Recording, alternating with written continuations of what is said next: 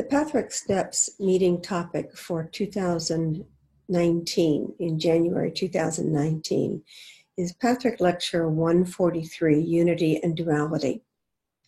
I've done study guides on this lecture twice before, 2009 and 2013.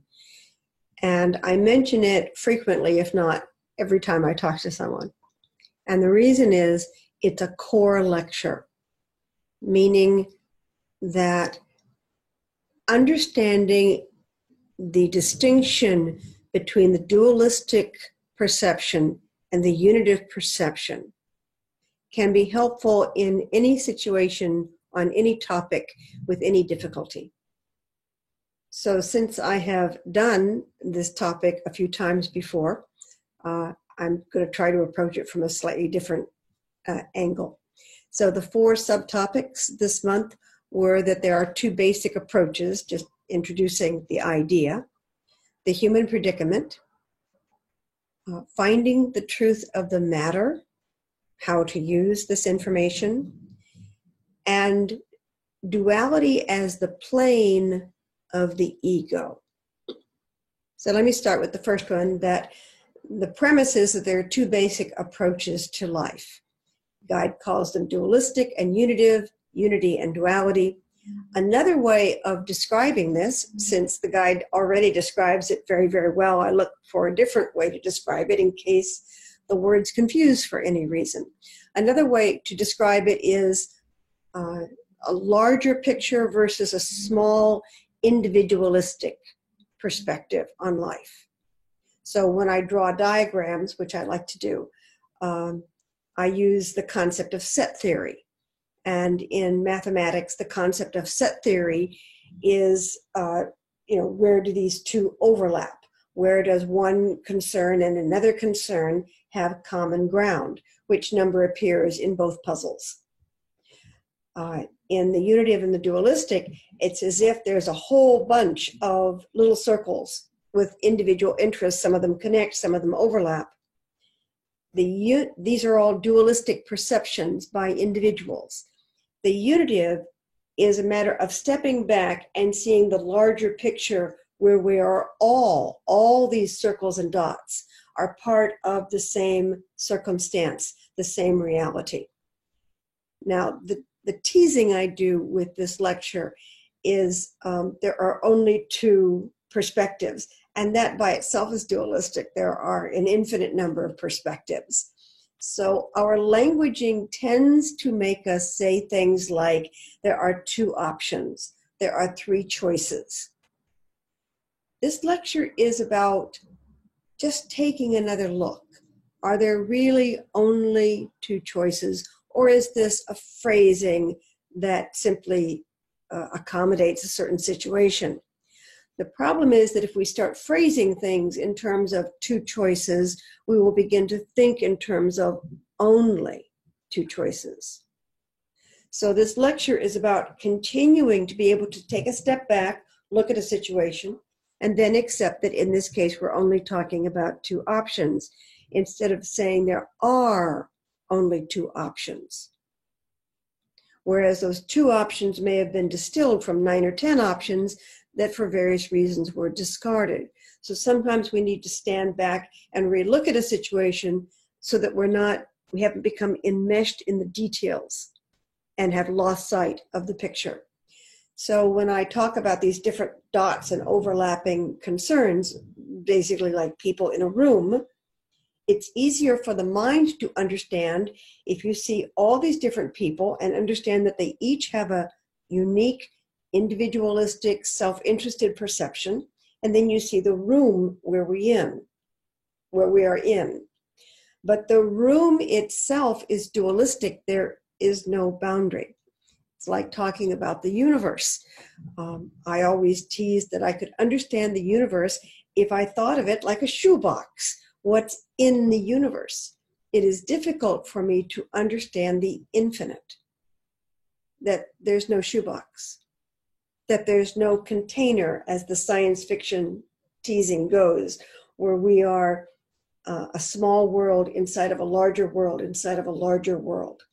So these are conveniences of the mind. And then because they become habitual ways of talking and thinking, we may become trapped by them and stop realizing that they are shortcuts and conveniences and think that we are only talking about a finite reality. Another way I try to describe duality and the unitive is a fish in a goldfish bowl, in that the fish is so used to the water that it doesn't think in terms of what am I in. If you step back, you say the fish is in water. But as I just said, that presumes there's a bowl and the water ends. In the unitive, we are already in the unitive. We don't have to go search for it. We exist within the unitive. This lecture is about encouraging us to connect to the larger picture, not to give up our human form, our human interests, our personal desire for a solution, but to understand that there is a larger picture and that sometimes we can win by losing. By giving up our self-interest, we actually gain what is in the better self-interest for everyone. So this is just a little bit more explanation of the two basic approaches that some people tend to take a very dualistic approach to life, and other people do tend to step back and try to see a larger picture. My teasing is the larger picture, we're already in it, and that it's infinite, and it's hard to manage in our thinking process. The next subtopic was the human predicament. And this is where we have a paradox.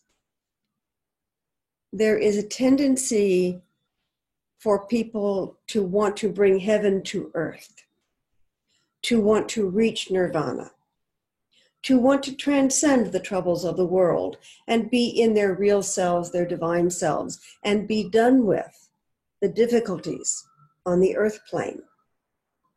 And that in itself, perhaps you can hear, encapsulates, it incorporates a dualistic thinking, that there is a heaven and we are not there. Instead of understanding that heaven is, and we operate within the universe, which is heaven, and that in this universe, certain elements may be emphasized, they may be strengthened, they may seem overwhelming, but that's only because that's what we're focusing on. We're here on this planet. Whereas in the wider reality, the wider spiritual reality, which we do not quite know, there may be many places to work and many situations going on, not specifically about planetary life. But when you go into the unitive, we're talking about energy. We're talking about different planes of existence beyond this universe. So the unitive is not about the universal as we conceive of it.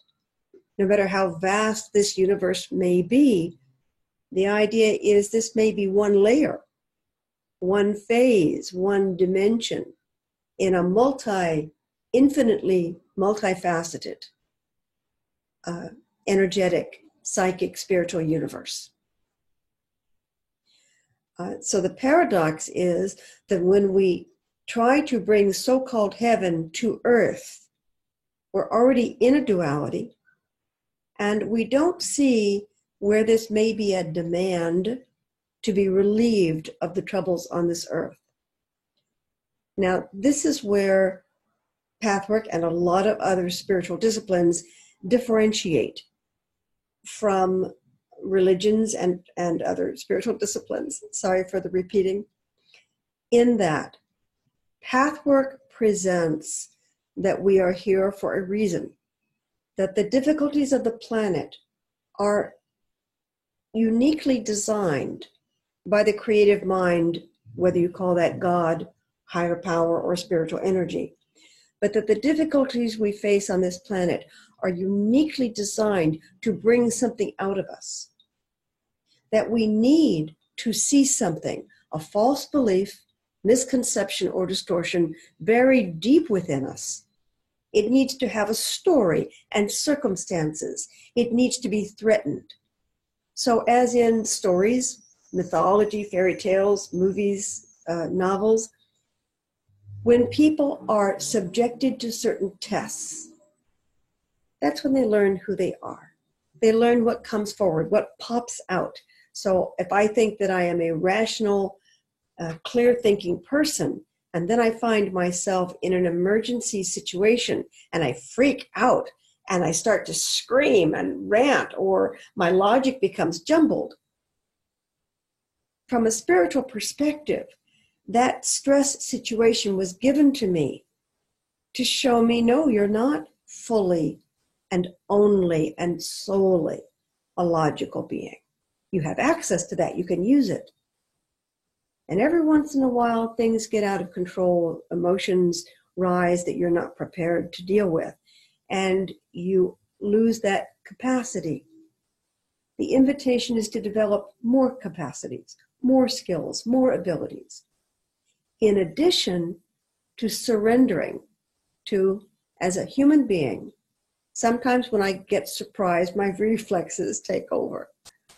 So I have a startle reflex that I've learned to accept. It made me feel very stupid and silly when I was younger. And that is if somebody walked up behind me or touched me, or if I heard a sound, I have a rather dramatic response. It's called a startle reflex technically. It usually disappears from young children when they get older. It never seemed to disappear from me. That startle reflex lets me know that things aren't always the way they seem. I'm not as cool and collected as I would like to think I am.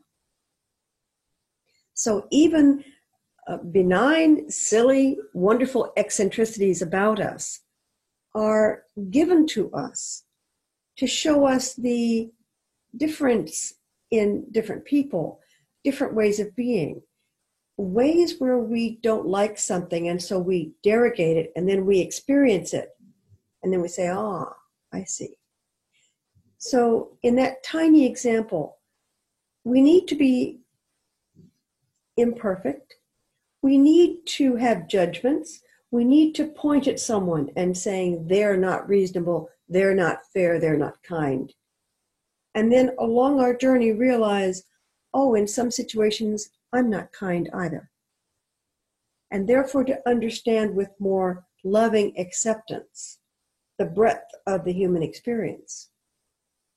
And to not be as judgmental, not meaning that you don't make decisions. I'll explain that when we get to the ego.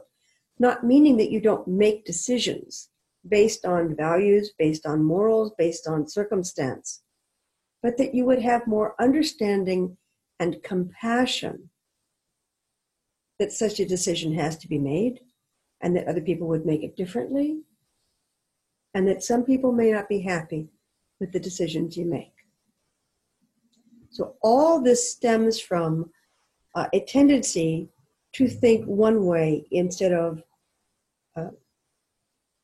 with multiple possibilities.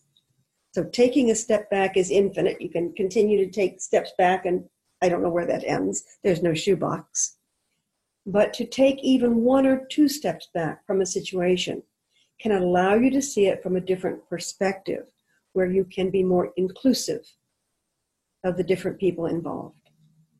A few moments ago, I received a complicated email in another area that I work in, and I wasn't in the mood to receive it, and it looked so complicated that I could almost hear my mind turning off, my eyes shutting.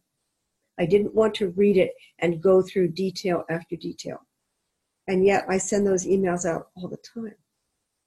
And all of a sudden I got it. I got what other people may react to in my lengthy, logical, numbered emails. I saw where they may not have been in a place to receive it and therefore have shut down, and for reasons of their own not have gone back to it, or not have felt like they wanted to traipse through. all the details that I presented. That's a small example of where I've been told that for years, but I didn't get it until I experienced it, until I had a reaction. And all of a sudden the light switch went on, and I thought, ooh, that's what I've been doing.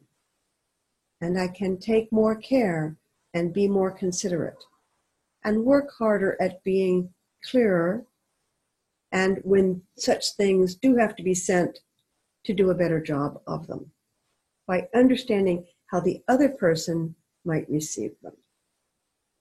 So the paradox is that we can't bring heaven to earth, we're already in heaven, and that demand is a secret way of saying, take this problem away from me and replace it with no problem.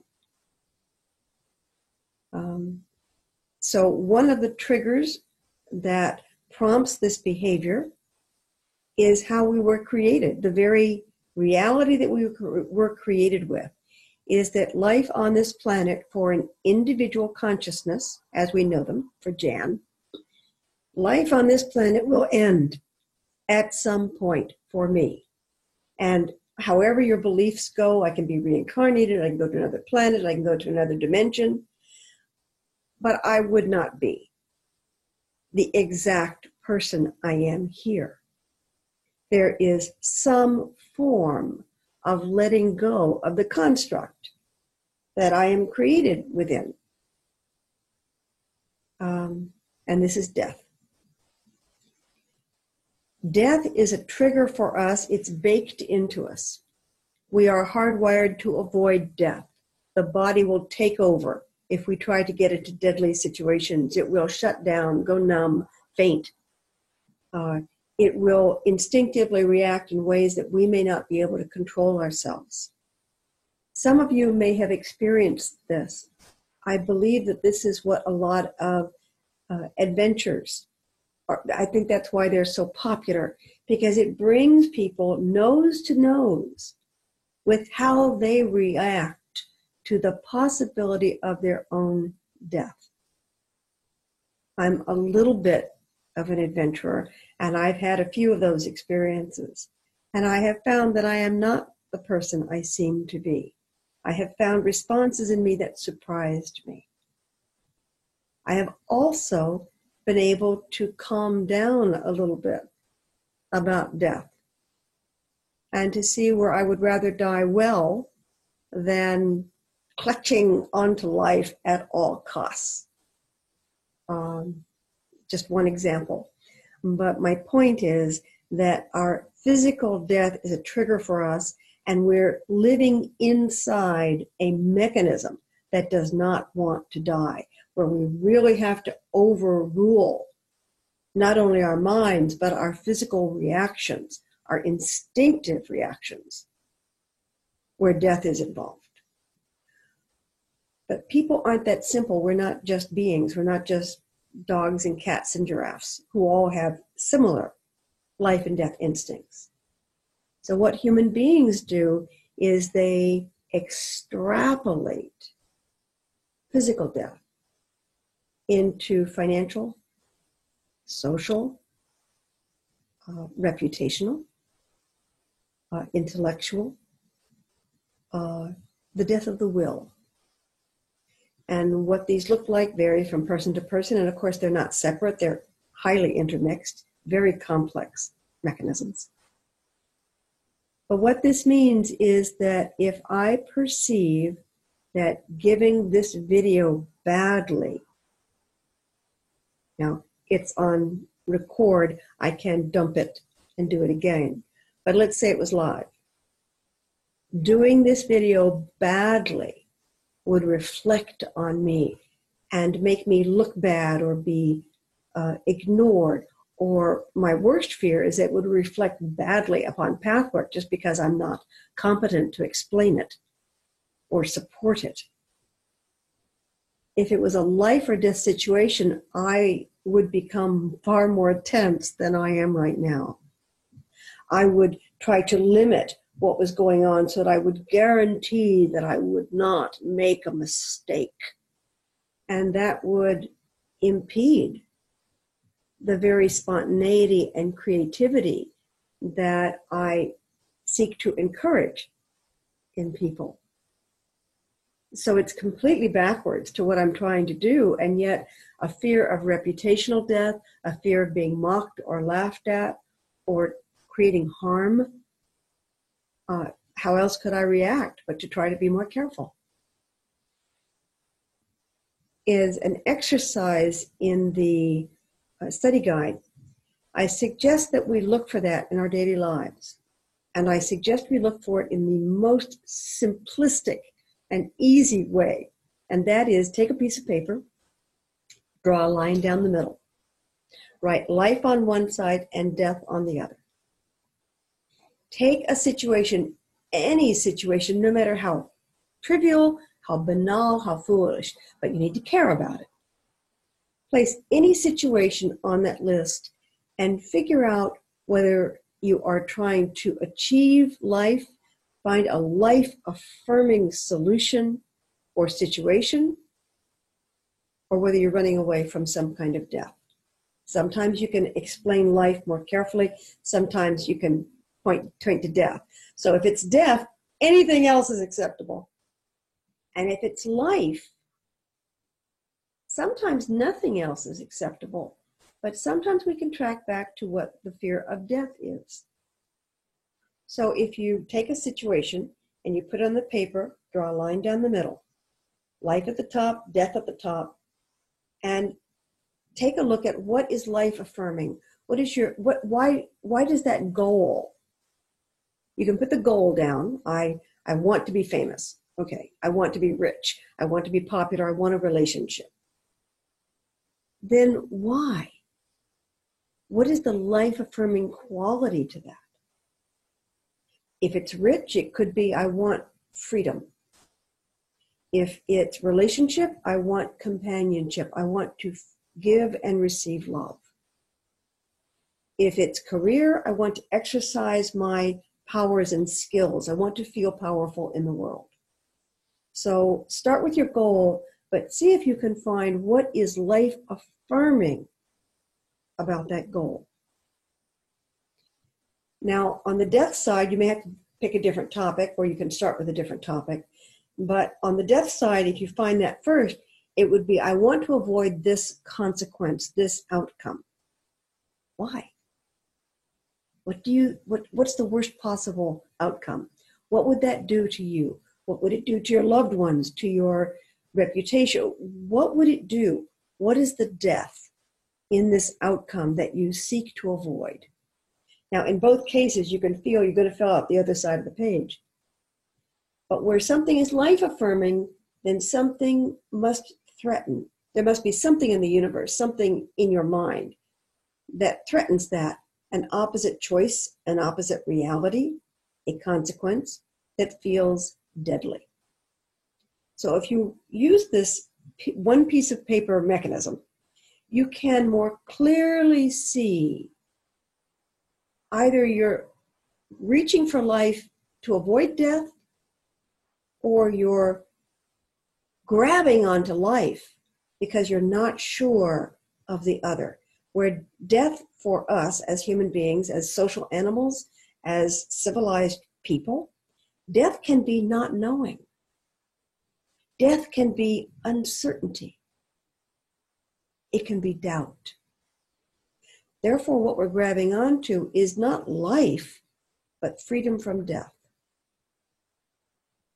So the reason I started off with a physical explanation is you can't avoid death. I can't put every word together. I can't say statements that can be transcribed and be the same as if I had focused on the written word instead of the oral word. Oral transmission is different. There's a certain death in allowing myself to explain things without a script, believing that I can do this well enough to put a point across, and that reading off a script would not be interesting and people wouldn't listen. So this is an example of the paradox, where we are trying to find the unitive, but sometimes as a solution, We are trying to find life, but sometimes as a solution to what we imagine death is. Now, one of the questions people ask is, well, what about people who kill themselves? I am repeating myself from other videos, please excuse that, but I use the example of Romeo and Juliet. When the two young lovers killed themselves, they were not trying not to live. They were running away from what they felt was certain death in the world without each other. So living without my beloved is death. Life is anything else. Even if I don't know what's going to happen, I do know what's going to happen, or at least I think I know what's going to happen if I live without my beloved. Now, in the real world, we've all experienced a situation where we thought, if I have to live with this example, I will die. We have to live with it, and we don't die. But that's part of what life is about, is learning the lack of absolutes, learning how we can overcome difficulties.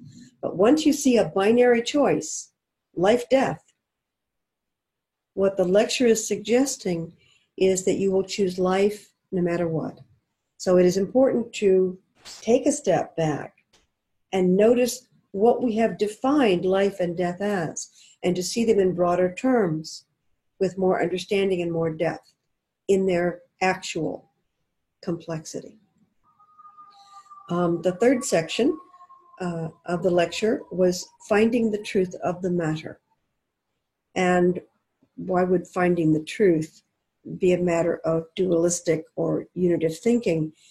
Because once we decide that we wish to find the truth of the matter, understanding that there is no absolute truth, which is important, instead of thinking I can find the truth and I can hold on to it. But finding the truth of the matter is about doing the best we can to not be ignorant, to not be biased, to not be responding to a knee-jerk momentary reaction, to be more inclusive. So when we think in terms of finding the truth in the matter, taking that attitude is what pulls us out of the dualistic and into the unitive. Once again, as long as we don't think of the truth as a single answer and more of a direction or an approach, so that I don't have to find the right pen to write with. What is the truth of these pens? There may be a truth in pens, but it's not that important. It can be true that certain pens irritate me, and so I should not buy them. Or I might choose to use certain materials because it pleases me, it makes my life easier.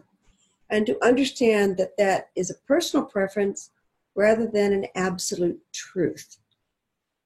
So if someone said to me, what is the truth of the matter? The truth is I have a preference, and I honor my preference. And I hope somebody else can use all these other pens that I find obnoxious. So finding the truth of the matter gets us started on a search that encourages us to take a broader view, take a step back, and to look at other factors than we may have been focusing on. Finding the truth of the matter also involves willingness to give up on our personal win. What does that look like? I like to use banal examples because they're more universal. They're more common than we'd like to think. So when I talked previously about writing my emails, what I have known and what I take more and more responsibility for is that I write well and I have a point of view and I can codify it, I can describe what I want very, very well, and that this can overwhelm other people. And there's a place in me that wants to win my argument. So I am attached to a certain style of arguing, a certain style of writing, to explaining my point of view extensively because I like to win. Once I admit that's what it's about, Then I can start saying, do we need this many words? Do we need this long a discussion? What if I listen to other people and found that I don't have to win, that the decision, the point of view that other people have is conducive to my winning? I may have to bend a little bit. So this section of finding the truth of the matter includes a willingness to give up on win, a win for me and a lose for you, which is dualistic. And this is the essence of the win-win, which was a business strategy, was don't do win-lose, do win-win. But that can also devolve into dualistic thinking, because win-win presumes we win, and the word itself indicates that somebody else will not get a deal that they like, whether or not those two people are at the bargaining table at the moment. And I believe that that myopic view, you win and I win, so it is good, is what allows good and decent people to not consider the impact of their actions sometimes. The last section is about how duality is the plane of the ego, and that the ego being what we deal with day to day. It's like our bodies. We deal with the ego. My ego is helping decide what words to say, what order to put them in. There's another part of us, and that is, depending on your terminology, the guide calls it the real self, also calls it the higher self, meaning a more universal aspect of ourselves. The term real self is brought forward in this lecture to mean that I have a divine nature, but I also have specific gifts. That my real self is not just one molecule in the ocean, meaning it impossible to differentiate from another molecule, but that in my real self, I have unique capacities and gifts that will actually be more available to myself and to others if I share and engage with other people according to their skills and their gifts, rather than protecting or defending or elevating my own. So we have the ego and we have the real self, but you see, that's dualistic. So the ego is part of the real self, like duality is part of unity. This is a difficult thing to differentiate. The guide has one paragraph in this lecture that says, here are the ego's tasks. It's really useful. The ego's tasks are to memorize, learn, collect, repeat, copy, remember, sort out, select, decide, and move. Obviously, there are more tasks.